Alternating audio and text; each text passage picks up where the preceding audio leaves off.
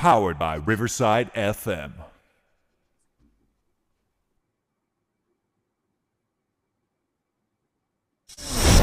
Welcome to Do Good Work Podcast, hosted by Terrell Strayhorn and Jaquin Johnson. We specialize in taking a deep dive into issues that truly matter. Each episode unpacks the challenges and opportunities facing today's leaders, from classrooms to boardrooms, offering insights that inspire real change. By redefining success, we're changing lives, empowering people everywhere to create environments where everyone feels a sense of belonging, whether at home, work, or school. So hey, sit back, relax, grab your favorite beverage, and join us as we explore the issues shaping our futures, one meaningful conversation at a time. Let's go!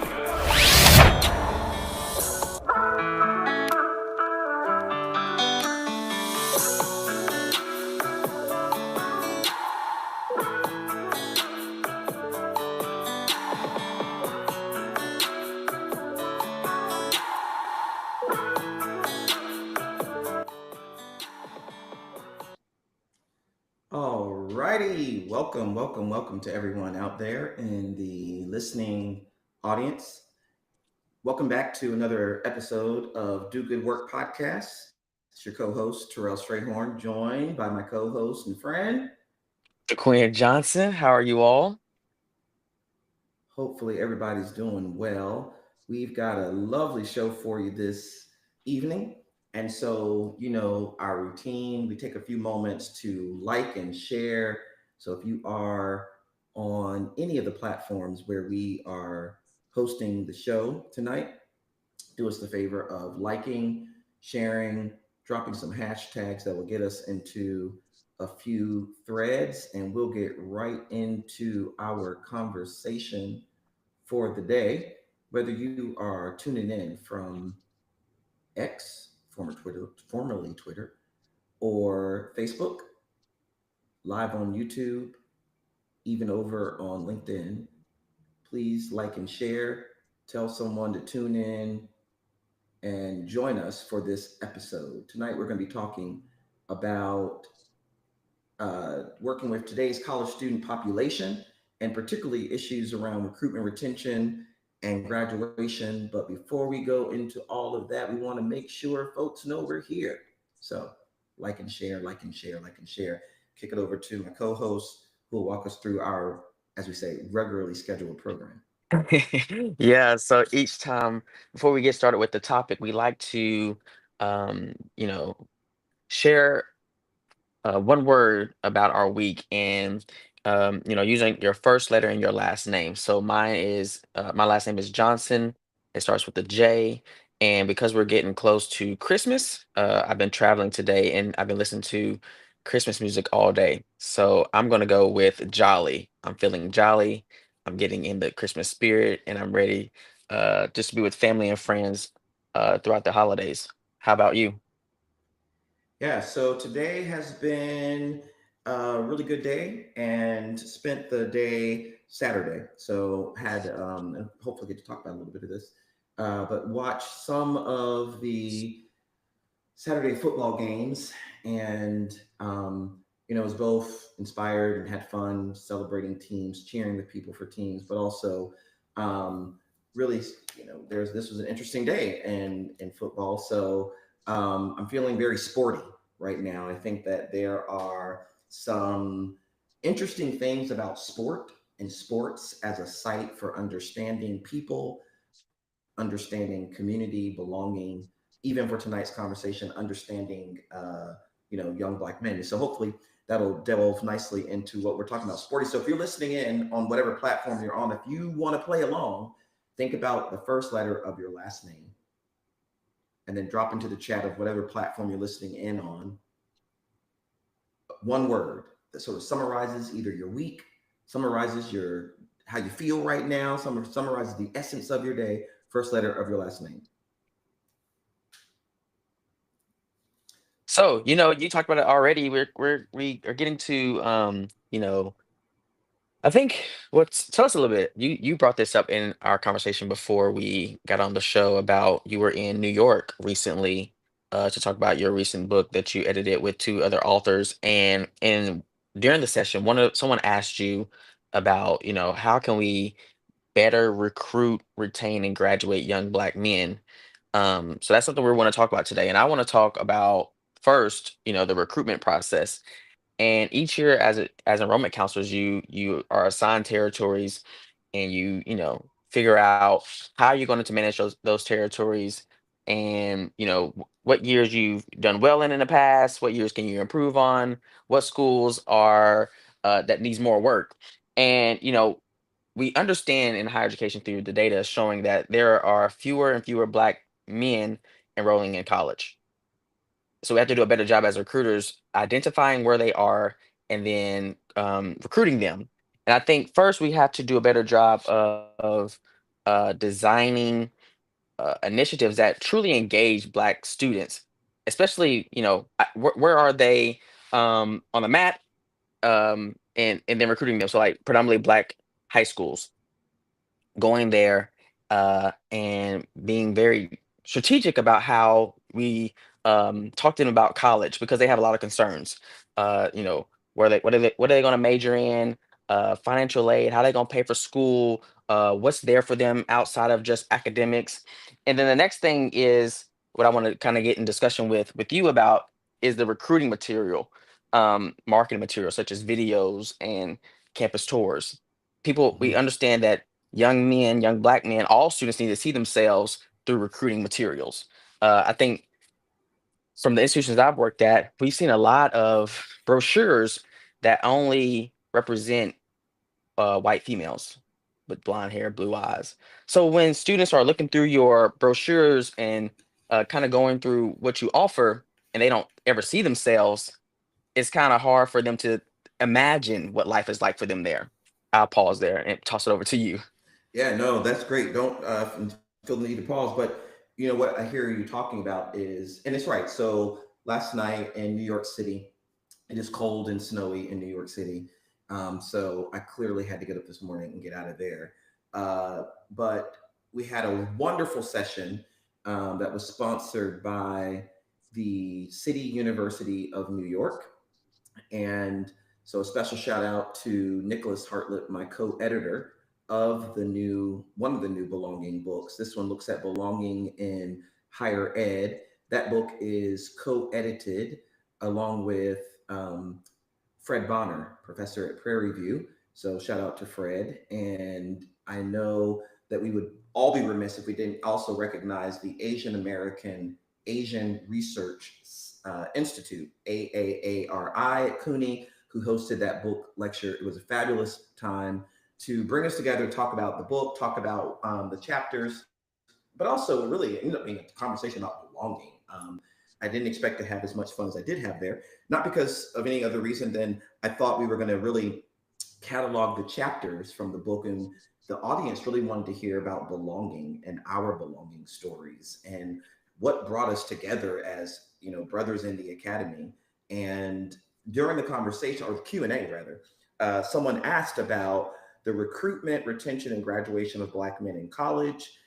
We broadened that a bit in the conversation to talk about recruitment, retention, and graduation of today's college student, meaning like Gen Zers. And the conversation led us into, I think, a really cool space of like, what are the motivations and the aspirations and mindsets of today's college students? So your point about your work in recruitment brings up a really important point for recruitment, retention, graduation, but also for belonging, and that is representation matters. I say all the time, it's hard to become something you've never seen.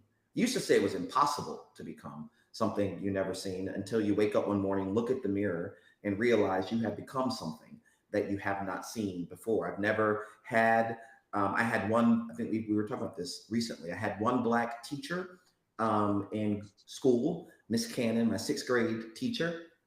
I had no Black male teachers through undergrad and through my grad programs. Now, there was one African American male who was like a I don't know if it's an adjunct faculty, but like a lecturer in our higher ed program. Never had a class with him, but he was on the list of people on the site.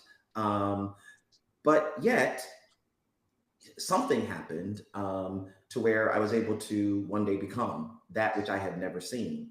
And so I know one thing that my mom and dad did, that looking back, I don't know how they had the wisdom and the genius to do this, is they put me around Black male educated role models. Like at my church, we were fortunate. We had several Black men with doctoral degrees. My pastor, the late Dr. Herman Clark, his sons were all principals. Vernon Clark, the late Vernon Clark, Herman Clark Jr., who's still alive. And so my mom and dad would like tell me to go talk to them, or they would go get those men and like tell them about my college aspirations. And my uncle, my late uncle, Earl Strayhorn, was a cardiologist. And I remember my mom and dad helped me go have an externship, a week-long sort of practicum with my uncle. So being around Black men who were doctors with doctoral degrees, principals, I did these kinds of things with, lawyers. It helped me sort of believe that it was possible to one day become these things. And so for, I think the teachers, the educators, the parents, the mentors who will likely be listening, and those who will listen to the episode, one of the things I hear you saying is that we want to recruit Black men or any of today's college students. The one thing we got to do is never underestimate the power of a role model and representation. And so I know there are lots of young people, and I know we're talking about Black men, but we would sort of broaden this a bit. There are students today who want to go to college but have never been, or they want to go to college, they don't know what it takes to go to college. Like a couple weeks ago, I told them in New York about our time with those 18 young Black men in Houston. Many of them want to be pro ball players. We should talk about that.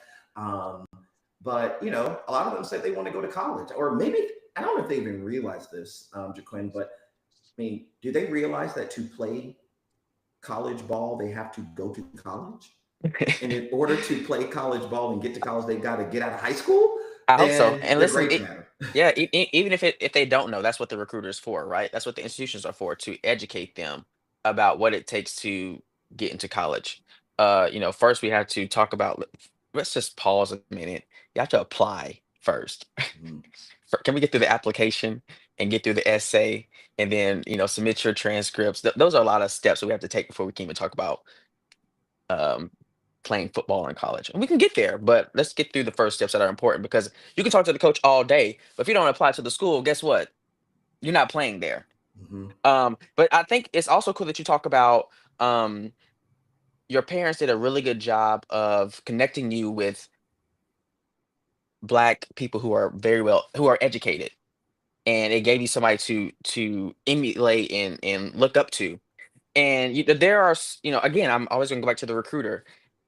When you recruit a student, your job doesn't just end there once they get on campus, right? You're part of that transition phase and making sure students connect with other campus personnel so they know someone once they get there. Because we also understand, as a recruiter, your job is, right back to the, recruiting the very next class. And if you don't help your students transfer over on campus, you're not setting them up for success, because you're the navigator for them, right? You know the school, which I hope. So give them a soft place to land if they need assistance when they get there. So as young Black men, n- let's talk about let's I got a lot in my head, friend. I got a lot in my head. Let's talk about orientation. Mhm. If you've been recruiting other Black students, other Black men, and you know what day they're coming on campus for orientation, make sure you connect them that day, or make sure you connect them with some of the ambassadors on campus for orientation, or some of the uh, Black VPs or whoever that are influencers and can help them once they get there for the next 4 to 5 years. Yeah, I'm thinking too, even more, even before that, so you started with apply, and to those, who are trying to help someone get to higher education and through higher education, finish middle school, finish high school, and finish strong. I mean, I don't, I'm not going to pretend like I got it either. I mean, I was in ninth grade. It was the one of the turning points of my life. I was in ninth grade, at a awards assembly with a lot of my friends, and one of my, I think it was called the Academic Fitness Award, or maybe it was eighth grade. I think it was ninth grade though. Anyway, a lot of my friends got the award. I did not get the award. I could not understand how and why my friends would get an award that I didn't get. I mean, it was literally like a whole row of us. We ran together, we hung out together. I could call all of their names, and all of them are likely, at the fore of their field in some different way right now. But I did not get the award. And I remember rushing to speak to my guidance counselor, Miss Laurice Yarn. Miss Yarn is still in my life. And I told her, I was like, what happened? Why didn't I get the award? And, she said, well, people who got that award, I think their GPAs were like 3.6 or 3.5. And mine was right under it, 3.4, that irritating 99999 that repeats, but it wasn't enough. I didn't make the cutoff. And I didn't know, like, what do you do? How are we going to fix this? But I remember thinking that day that was going to be the last day that I would be sort of embarrassed in that way, because all of my friends got the award. They all talked about it. But I didn't realize the connection between like going to class, paying attention in class, getting good grades on the quizzes, meaning you probably get good grades on the test. Getting good grades on the test probably means you're going to pass the exam. Passing the exam probably means you're going to pass the class. If you pass the class, you might pass the course. If you pass the courses, you'll probably get your degree and graduate and be, toward the top of your class. I didn't know there was anything to be top of the class for. So I think sometimes we take for granted that students understand that. And if you have an older brother or sister who's academically engaged, they pass these lessons on. But if not, you're there sort of just figure it out by yourself. And we shouldn't leave it to chance, because here's the thing, we're going to talk identity based. Lots of white students have that kind of knowledge. They have that kind of support. They have those kind of resources. Their parents can put them in private academies and study groups and all sorts of, send them abroad even while in middle school. For many students of color and for many African-American students, that is not the reality. And so you do depend on the parents, the pastors, the mentors, the coaches, the cousins to pass these lessons on, or in this case, the podcast hosts, who can also talk about it in a way that helps them see the connections so that they can ultimately go off to college. So I'm gonna stop with this and toss it back over, is that, if there are adults, I don't know who they are. They could be parents, they could be teachers, they could be mentors, they could be cousins, friends, aunties, uncles, who are trying to support a young person. There are a couple of things I hear us talking about. One is about making sure that they have role models. This is the time now. Ask them, what do you want to be? Where are you trying to go? How do you want to make a living?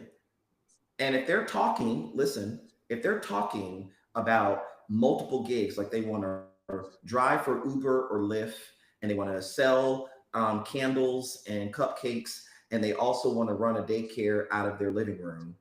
The reason why they're talking like that is because that's the kind of economy that we live in now, right?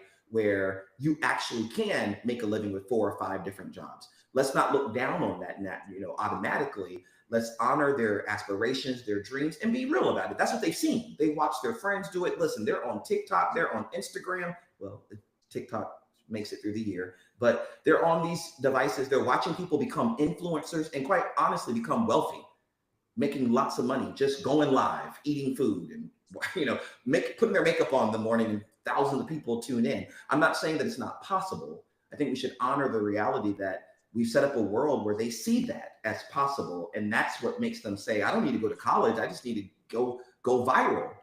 By the same token, this gets me to what I hope we can talk about with sports. Even if we can honor that and accept it, let's talk to them about a backup plan or a plan B. Here's the other thing that we talk about is that most people don't have a single career all their life long anymore. So even if they go viral and become an influencer, we're already starting to see some of these social media influencers who are like turning off their camera after 5 years, 7 years of solid going live to get a different kind of job. And maybe people call it a real job. So when they want that, what will they fall back on? And having an education is that ticket to upward social mobility. So talking to them in this way, and then if they say they want to be, I'll say this because I know that Aaliyah wants to be a nurse. Make sure that you expose them to a nurse. If they say they want to be a teacher, how can you get them connected to a teacher? How can you get them to volunteer in a school? If they say they want to be a banker, how might you connect them with a banker or someone who's in your friendship group, your sorority, your fraternity, your church, so that they can nurture those aspirations in them? Yeah, I think that what I hear you saying is like the moment we hear them express what they want to be when they grow up, try to get them connected and expose them to that field so they can learn more about it before they even, if you're in high school and you want to be a nurse and you get connected to a nurse and you get to see what they do day to day, say your, I don't know, internship is a week long, and maybe that third day you're like, you know what, I can't do blood, so it's a no for me. So then you can start thinking about what's next. What else would you like to do, and then try to find opportunity to be involved in that as well. Because listen, we've seen many students go to college, um, declare a major, they get to their sophomore, junior year, and they're like, no, I'm going to change it because, and then you adding on to your years. Listen, school is is costly. So let's make sure that we manage manage our time wisely in college. But second, we got through the recruiting process.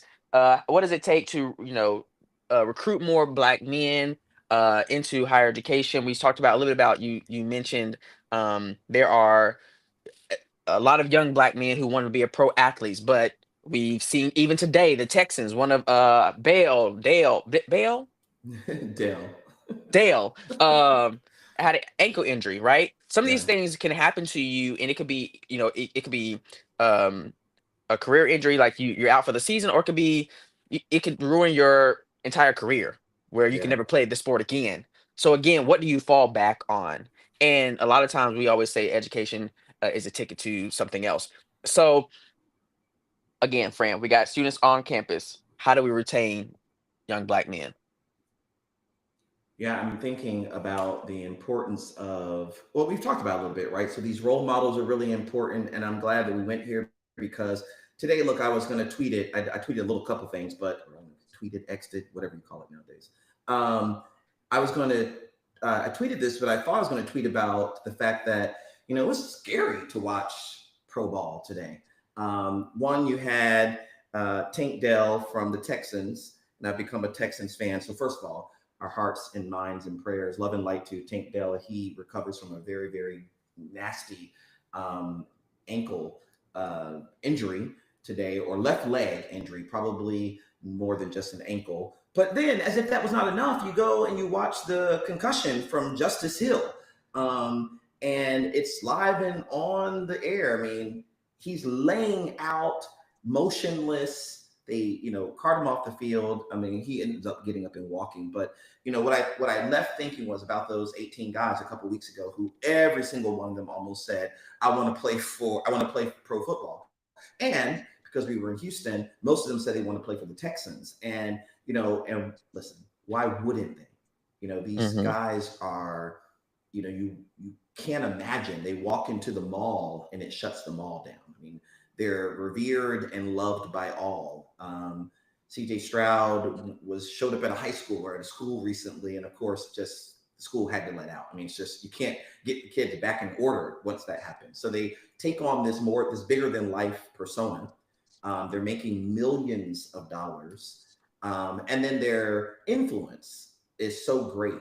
Right? They become the hero to so many young people.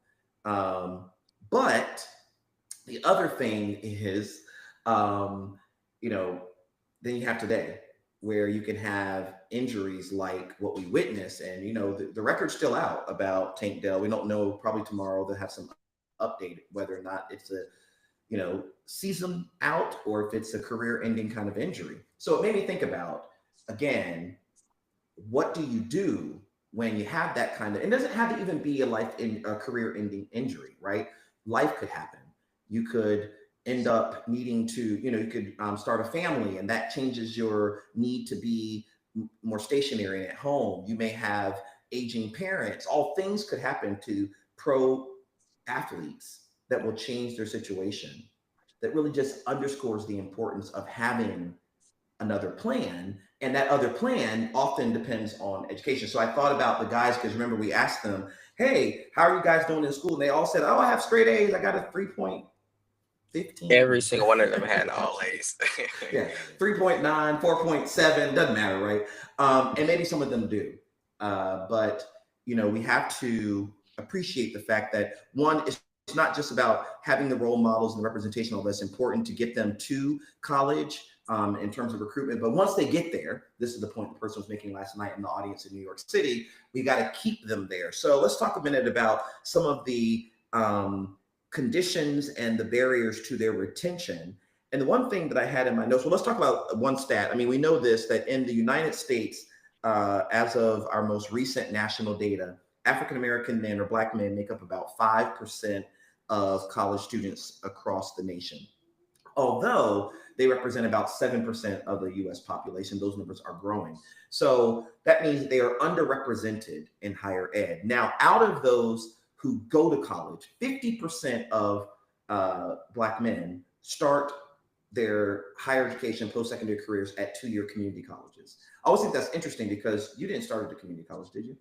I went to a 4-year school. Yeah, me too. So it's interesting. You got two right here on the podcast. And although half of our sort of population began at two-year community colleges, we did not. That's important to remember because, two-year community colleges, and we do a lot of work with community colleges, really are an on-ramp into higher education for students, and especially for men of color, namely for tonight, Black men. So for anyone who's working with young Black men who might be aspiring to more, but they're not ready for the 4-year, they haven't thought about the bachelor's, let's not diminish the importance of the 2-year on-ramp.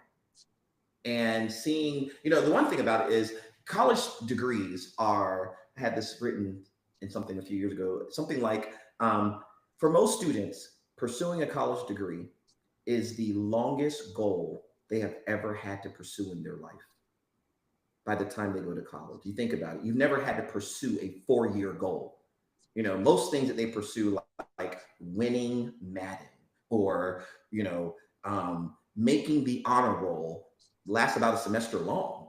You've never had to think about something for 4 years, maybe even 5, if we're going to be honest to the stats, and then pursue it eagerly, right? But the 2-year community college experience breaks that up a bit and gives them intermediate rewards, right? So now you've got the 4-year or 5-year journey broken into starting off with a 2-year chunk. And at the end of that, you get the associate's degree. And, the associate degree sort of boosts their energy and their aspirations and affirms their confidence to where they're ready to go another 2 years and earn the bachelor's. So I think one is understand those are the stats that though they go, 2/3 of Black men who go to college do not finish. Far too many start and stop. And one of the reasons why I think some of them stop is not just because we're going to name all the stuff everybody wants to say, right? They're not prepared for college. Okay, some of them are not, but there are lots of students that are not prepared for college, not just Black men. And the lack of preparation for Black men for college is not just a Black man kind of problem. They don't get prepared for college because, quite honestly, some of them are in schools where they're not being afforded the same opportunities as students. And we talked about this. I don't know where we're going in terms of the story, but I'm not going to tell your story for you, but I know that schools I've gone to, I watch young Black men get punished for stuff that other kids don't get punished for. Whether it is talking out of turn, and that gets labeled in a way that is breaking a rule versus just eager to learn, or you're up and walking out of your seat, and that's, again, rule breaking or being disrespectful to the teacher, not a person with a lot of energy who just has to get it out. Or third and finally, you're wearing a cap or you turn it backward, and somehow that's a violation of a school dress code, that now you're sent to the detention room. They take you out of the classroom where you should be there to learn, put you in some holding cell, which is quite similar and metaphorical to a jail, and then they expect you to catch up, with the work you missed. Yeah, so you trying to go somewhere tonight because none of that makes sense to me. I don't know why we're sitting. Anyway, I'm not gonna go there. Where do I want to go? Oh my goodness. I think what you're talking about is like the space, the environment. I think some of the times, I think most of the time, a lot of our black men and others don't succeed because the environment is disabling. They're not allowed to be free. They're not allowed to express themselves without hurt or pain or someone mocking them or, you know, discriminating against them. Uh, these environments really don't allow them to find um to connect with others, to share their experience or build community with people, and not only that, people who just look like them, right? I think it's something else people want us to say is like, the Black Student Union. Okay, we get it, but there are some students. It's like we talked about barbershop, the Mhm. barbershop, right? That's reminds me of the barbershop. Just because you look like me, you wear your do rag, your hat is on backwards, you know, you like to make sure you have waves or dreadlocks. That means that you fit in Mhm. and you can be yourself. There are some, even in that space, some black men have to hide certain parts of themselves because it's some, if you share something about you that isn't accepted in that Okay. space, you're gonna get dogged. So I Oh, mean, they okay. won't. Everybody won't know what we're talking about. So let's talk about what we're talking about. Okay, so there's this thing that happens in higher education. This is going to be cool because I know my brother is listening, and he's in lots of industries. One of them being the hair industry, and so there's this thing that they do in higher education, and this is no shade to anybody who does it. Listen, you've probably had us come to your campus and participate in these. We've taken lovely pictures at these, but so campuses want to support more men of color and particularly black men. So they do these events. Some of them call them Black Male Initiatives. Some of them call them Black Men Support. Nowadays, because of all of the attacks against DEI, most of them are not being called Black Men's Initiatives or Latinx Men programs. They're called Male Initiatives. There are other ways that people try to um, label these or refer to them so that they're not identity specific, right? And one sort of event that a lot of campuses do is they have these things called barber shop talk, and they build these events on campus that are supposed to resemble a black barbershop and make it, make even a predominantly white campus, a big campus, a small campus, a rural campus feel like a black barbershop, like homely and comfortable and welcoming to young black men. And what they'll do often is they'll partner with some local barbers to come and also give the guys free haircuts because it turns out most college guys don't have the money to just have a haircut every day or week or 2 weeks. All right. So in these barbershop events, barbershop talks, they get barbers to come. And while the barbers are like giving the guys lineups and all that kind of stuff, there are also conversations happening between staff and students and guys. And there's this belief that there'll be these conversations that kick off that might, you and I, if we were at one, we might start talking about what I want to be when I grow up, what you want to be when you grow up, and we start connecting. You might build friendships and brotherhood, and that kind of thing there. All right. So Jaquin and I were talking about this other week because, I was telling him, I typically find a barbershop that, first of all, I love a good barber. Okay. I'm just going to say that I love a good barber. And I look for barbers that really know how to cut my hair, which means, I want to see my haircut. I want to see the lines. I want to make sure it's blended right. I want the kind of haircut. And look, I'll just say it that when I'm done, I want to walk into CVS and someone say, "Who in the world is your barber?" And I've had that multiple times throughout life where I get a good barber who just figures out my hair pattern. They know what to do. Now, they are usually not located in suburban neighborhoods. They are usually not located in places where I typically work. I have to go out into neighborhoods in order to find them and connect with them, right? And, so when I go, it's a very different environment than where I may spend my week, if that makes sense. The kind of music that's being played very loudly, the Boom, kinds of Sonic. scents and aromas that may be in the air are not exactly what you say, they're the holiday candles. There are all sorts of things. But listen, I know how to traverse that space. I know how to throw on some sweatpants and some Timberland boots and put a cap over my do rag and go get my hair cut. And I know how to then take that haircut that was created there and then get on a plane and fly to where I got to get on a stage to give a keynote lecture. I know how to move through that space. But I also know how to what we're calling code switch, right? That the way I talk at work and the way I talk on the stage is not the way I talk to my barber or I talk to people in the barber shop. And we were talking about this because I think that those programs that happen on campuses are often, people get frustrated because they don't really produce the kind of outcomes they want.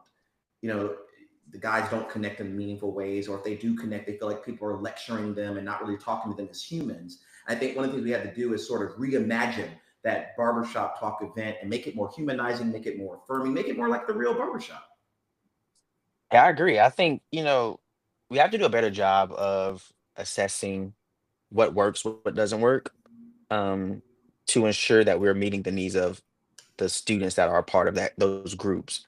But, something I want to touch on too is like I understand why we're creating those spaces and who we're creating them for, but we also have to, I guess some of us will have to agree to disagree that those spaces are not for everyone, even if they are black or brown. I know many of my friends who don't feel that the barbershop is a safe space. They want a nice haircut. They want to get a haircut. They want to look nice when they go to work or when they go out for the weekend, but they don't go to the barbershop, right? They may spend a Mm, little extra money to get the barber to come to them and do a home visit because they have to conceal certain parts of themselves um, in those spaces. yeah. So I think that, if we're going to really do this work and have these initiatives, we have to do an even better job of making sure that these spaces are truly safe, not just saying that they're safe. If we can't just say that the space is safe and think it's just going to magically happen by itself. Right. I think that brings up 2 points. One is, what does it mean for a place to be safe? And then, we always say this in our writing, but we should break it down for a second or two on the podcast. And that is, black men, no group is a monolith. Monolith is it may sound like a big word, just simply means when we treat complex, diverse, and different things as if they are uniformly the same. So you might have, 20 pair of shoes in your closet. This is a practical example of the word monolith. The reason why I'm doing this is because my mom told me earlier, she said, y'all got to stop using these big words on these shows and then don't explain it Yes, to me. ma'am. She wasn't talking about us, but I mean, to everybody who will listen to this, to all our colleagues out there, y'all, listen, if we're going to connect with the public, come on, let's keep it real. We got to talk like the public. And monolith makes sense in an academic journal. It makes no sense on the podcast. It simply means if you've got 30 pair of shoes in your closet, and I probably have a couple, right? Some of them might be sneakers. Some of them might be dress shoes. Some of them might be Crocs. Some of them might be flip-flops. I can't treat all of those shoes the same. My dress shoes need me to shine them and polish them. If I polish my Crocs, I don't know why I would. You were cleaning your Crocs the other day, but you got to clean your Crocs. But what you clean your Crocs with is different than what you clean your suede shoes with. And you might put some of them in a bag, some of them you just throw under your bed. You treat them differently. You can't, because they are different. Now we might call them all shoes, but they are not the same. That's simply the word monolith. And what we do often in higher education, is we treat certain groups of students like they are all the same. We talk about black men as this big cluster of people who all talk the same in the barbershop.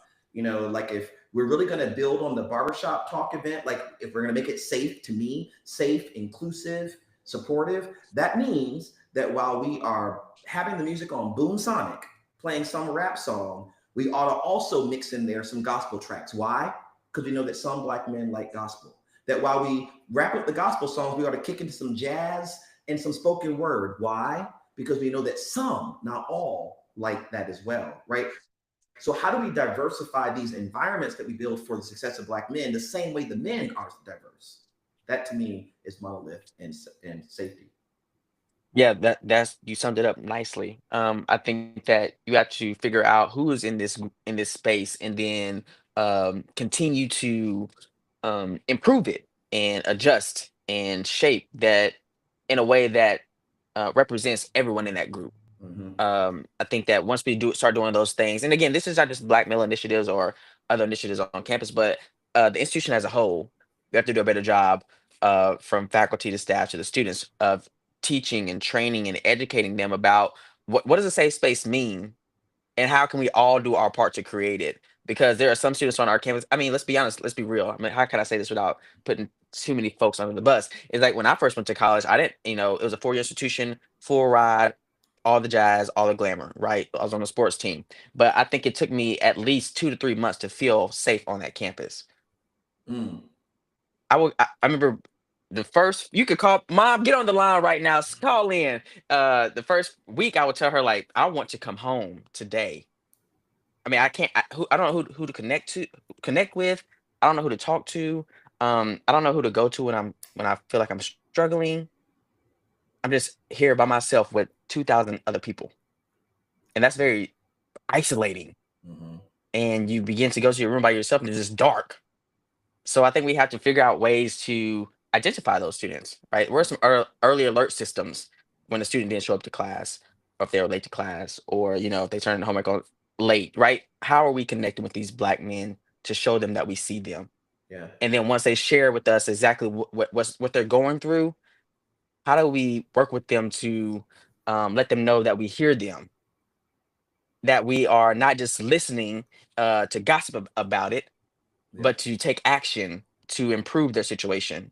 Yeah. I mean, what I hear you saying is like reminding us that, what did he say? Um, if you don't love Black people, you can't lead Black people. Mhm. And that's not just a leadership lesson. I think that transports to everybody who's in a student's life. But again, talking about tonight, Black students and young Black men and Black boys, you can't lead them if you don't love them. And part of leading them, whether you're leading them as a teacher, leading them as a principal, leading them as a pastor, hey, leading them as a parent, is you got to love them enough to, have the best aspirations for them. You got to love them enough to listen. That's a hard thing to do. I remember being on the faculty at 2 institutions, and young Black men would stop by my office all the time. And I remember asking one of my grad students at the time, Derek, who likely is listening or will listen, and he was helpful to me because these young Black men would stop by my office asking for time on my schedule. He was helping me manage my schedule at the time, along with other things in the center. And sometimes I would come from a really busy meeting, and he would say, "Dr. Strayhorn, so and so is, and their student is in your office waiting for you." And I'm like, "And who are they?" And he's like, "It's just an undergrad student who said they really need to talk to you." And I'm like, "About what?" And then I kept wondering, and why do they keep coming to see me? I don't teach them. I'm not their advisor. And I'd sit down after a very busy meeting and, be talking with them. And they might be talking about, something happened where their roommate they had a conflict with their roommate, and now they got in trouble and they're just looking for some advice. And I'm sitting here, certainly with another meeting to get to, trying to stay focused. And what I learned, I used to ask Derek, what do they want from me? And one of the best lessons he gave me was, he was like, sometimes just to listen, I guess. And it was so hard for me because most people at that time did not come in my office looking for me to listen to them. They wanted me to do something for them. Write a letter, write an article, approve some budget, support, authorize. And since then, being a vice president, a provost, associate provost, people typically come wanting you to execute something for them. So I became very, as we would say, transactional. I mean, it was relational. I got to know people. I had good relationships. I have good relationships, but still, I was always listening out for what does he want me to do so I can decide whether or not I'm going to do it. That it was unfamiliar for me to just sit in the posture of listening.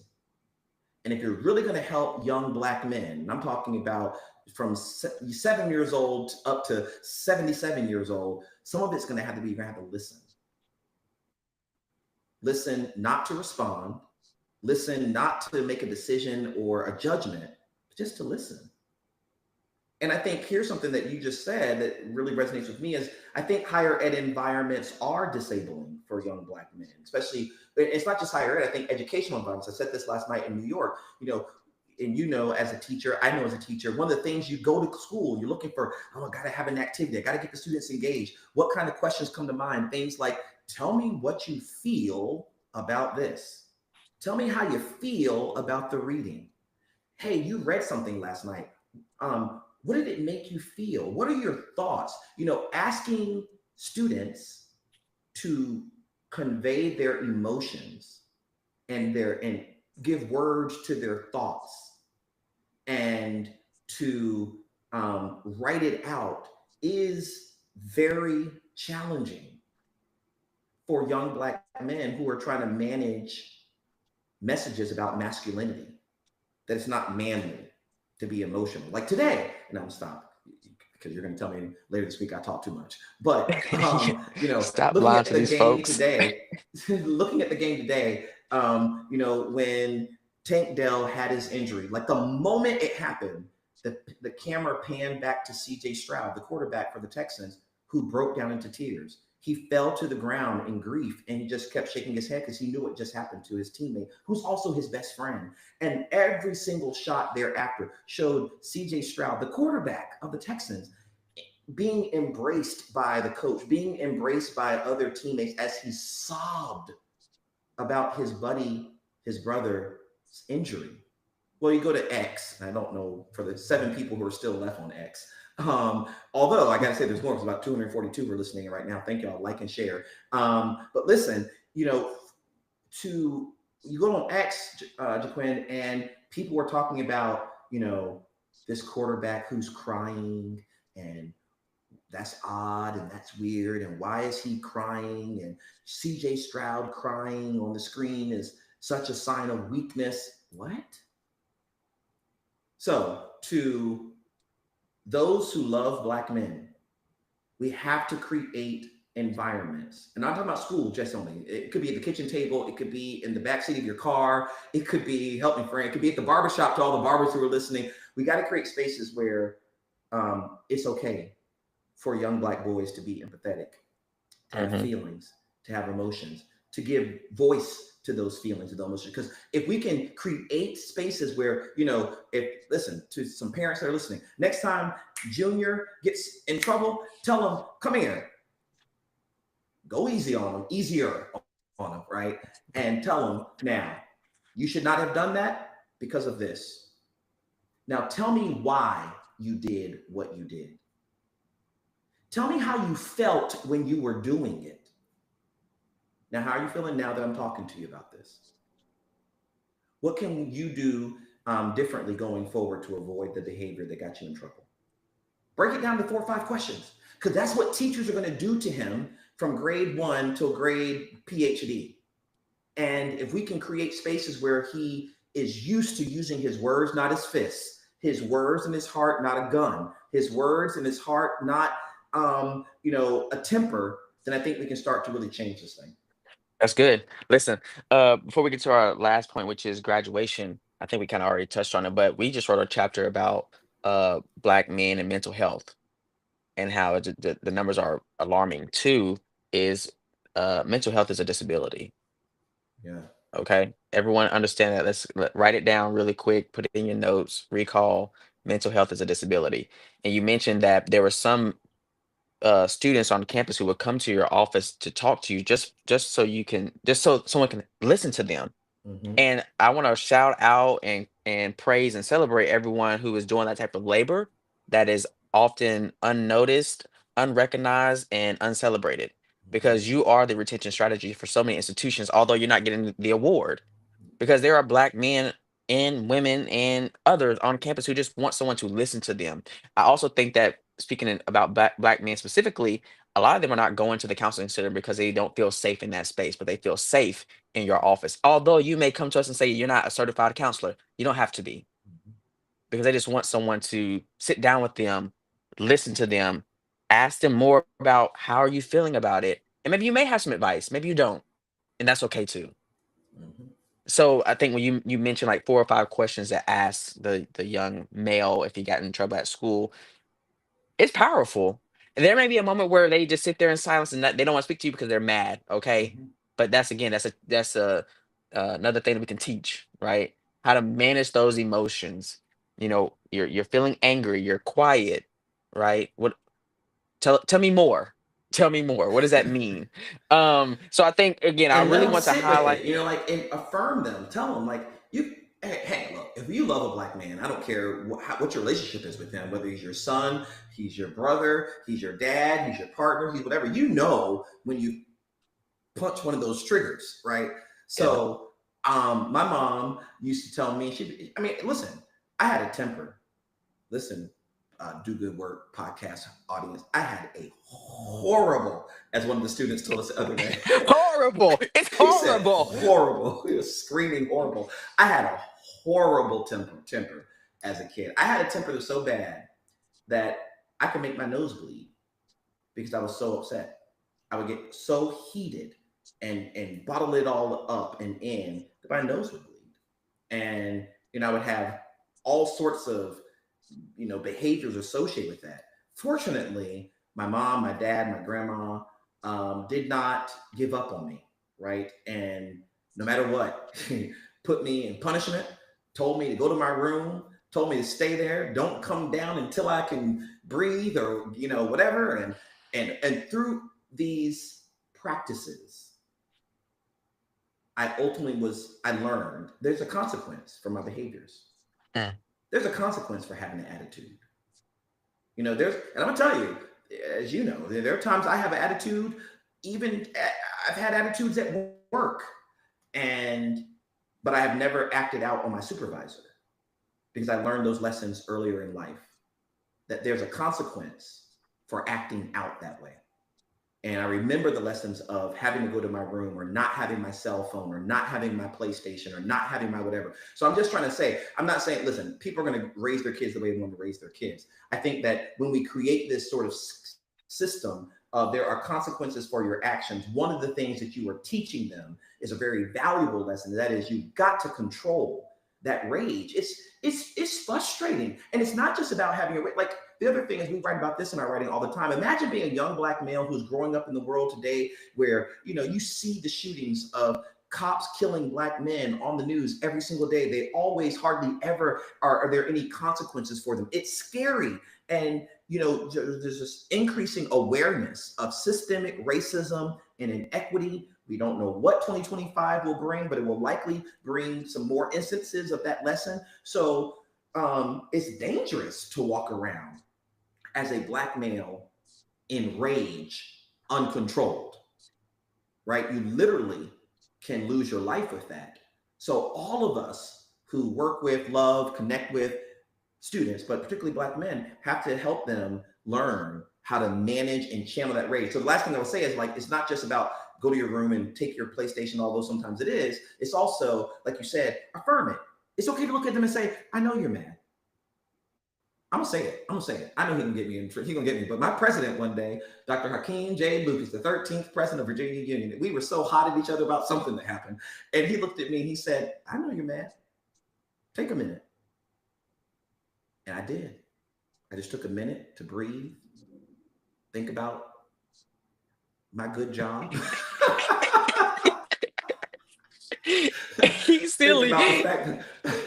Think about the fact I didn't want to be on the unemployment line. So I needed that minute. And guess what? I swallowed that pride and moved into a conversation. Man, listen, friend, I know you got a story, but I want to say, I also want to affirm your what your mom did, how she played a role in that, right? Yeah.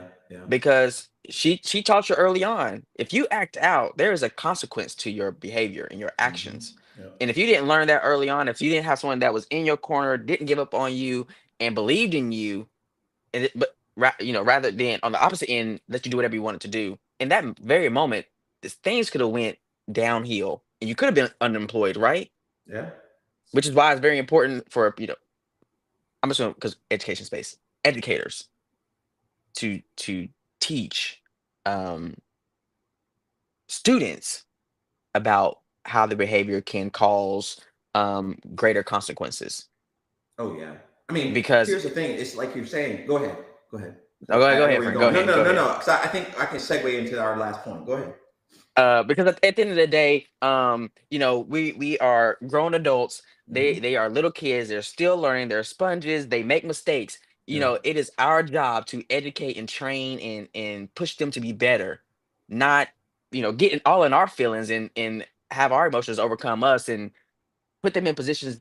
Go to the office. Go do this. Do Come on now. Let's be better. Let's just be Yeah. better as a field. Yeah. I'll pause there and let you go segue to the last point. Yeah. I was just thinking about, let's not underestimate the power of silence. I know it's hard. I don't enjoy silent moments, but when people are upset, it's okay to say to a young black male, to a black male, to a black man, take a break. Take a break. Take a minute, a couple minutes. Cool off. Go for a walk. Calm down. And then when you come back, let's talk through what happened. And again, then enter into that lesson around learning how to communicate what you're feeling and helping them understand that communicating how you're feeling and talking through your emotions and sharing your vulnerabilities and your worries and your fears and your griefs does not make you less of a man. In fact, it makes you more of a man because that's what we need in the world. Strong men um, are strong because there's no conflict between my identity and my moments of vulnerability, my moments of being unsure. That every strong leader has at one point didn't know what to do. That every strong leader does not know the answer at all times. They know what they know and they know what they don't know. And walking Hmm. into the room sometimes and being able to declare, here's what I know, and I do this very well. Here's what I don't do well, but I can learn. And here's what I'm not even trying to do. I have to have a good team for. That will get you the interview. That will get you the job. That will get you promotion. But we don't create those kind of spaces for it. And so I think one, we get them to college. We have these conditions and these experiments, environments that really challenge their attention. And then lastly, for them to graduate, it's really going to take support. Every single student needs support. It is not just students living with special needs or disabilities. It is not just students who don't have enough money to stand. Everybody. I've not met a student who got through college without some type of support, whether it was social support, financial support, emotional support, spiritual support, academic assistance. You know, the list goes on and on. And so here's the hardest part of that is it's sometimes difficult for people to accept help Mm. and support. So how do we help young black men be okay with help seeking and gaining assistance? And this is not just for black men. I think if we're honest with ourselves, it's hard for all of us to accept assistance from people, support from people. Um, you know, there have been times that I've needed you to do something, whether it's really help me with the project that I'm trying to get across the field. And I stay in my head about it, like, you know what, I'm so close, I can do it on my own. I don't want to ask him, I don't want to burden him, and will he say yes? Will he say no? Will he have enough time to be focused? You go through all of these questions that keep you from ever asking for it. And I know the same is true for you. How do we Hmm. help young black men get comfortable seeking and receiving help? That's a that's a good question. That's $1 million question, actually. And I think one thing is I can even say it for me. I'm a person even today. I do not enjoy asking for help. Especially like you said, like if you're really close, um, doing something on your own, but you need a little bit more some assistance. It's hard. It's really hard. And listen, I'm the person that will go through every reason why I should not do it before I ask. But the thing is, I know when I was in undergrad, I had one particular person that was always in my corner. Her name was Kima Talley. And she was the director of the tutoring center there. And we didn't know each other before I got on campus, but we built this relationship to where I got to a point where I could ask for help without feeling shame, without feeling guilt. You know, there were moments where I would hint that I need help early on in our relationship, and she would catch it and she was like, all Mhm. right, this is what I can do for you. But it got to a point where she told me straight up, like, Jaquan, no matter what you need, if I'm in the position to do it, I will help you. So I think it's really important that we build relationships with the students. Because not all students is just going to come up to us and say, "Hey, I need help. I need $20, $30. I need help, with math or science, or I need help um, with this relationship I have going on that's going sideways." Um, so I really think relationships is key to helping young black men or others understand that seeking help is normal. The second thing is understanding, letting them know that everyone needs help. Everyone asks for help. Um, what you need help with may be different than someone else's, but at the end of the day, we all need each other to succeed. We and I guess third, no one expects you to do all of this on your own and navigate college by yourself independently, Mhm. right? We understand that there are moments uh during your college journey that you're gonna need some help. You're gonna have to lean on some people. This is why the supports are here on campus. If we thought that you didn't need any help, we wouldn't have the tutoring center, right? We wouldn't have um the cultural center if we didn't think that you needed those things. Yeah. So they're here for a reason. Right. So I hear you talking about the fact that we need to normalize help seeking, help them, convey the message that everyone needs help at some point in time, and that it's okay. That it's no indictment on your intelligence, or we've talked about this in our positive psychology class, that there are people who operate according to a fixed mindset, who believe that if I was supposed to learn math, I should be able to do it on my own. And because I can't do it on my own, therefore I'm not good at math and I'm not a mathematician. And we've got to replace those messages with um, counter narratives that say, no, no, no. Most mathematicians didn't start off loving math at first. But they got around people who were good mathematicians. They learned, they practiced, they got better. That, the same holds true whether you're learning science or whatever. So normalize help seeking, helping them to realize that getting help, asking for assistance, getting tutoring. When it was time for me to get ready for college, my mom and dad, um, there was a guy at my church. He was a doctor as well. He was also a choir director, but he taught AP English. He's very, very good with words, very, very good with English. And so what they did was they paid him to come to our house and like teach me um, words and how to write. And so he was my like an English tutor or coach to help me get ready for the ACT and the SAT. But when they did that, they didn't present it to me. Neither did, his name is Borby Davis. He didn't approach me like I was at a deficit. I'm not good enough. I'm not able to learn this. He came from a more strengths base of like, look, you're going to do well. And to do well, you got to study, you got to practice, you got to get help. And this is the kind of help that winners get. That's that normalizing help seeking, the way that you're talking about, leveling it, building these relationships. I think also really just kind of, I'm going to say, changing the game for them. That is this idea that, I don't, I'm strong, I'm independent, I'm my own guy. I don't get help. Sometimes you got to watch them. Again, stay close enough to know what's going on in their world.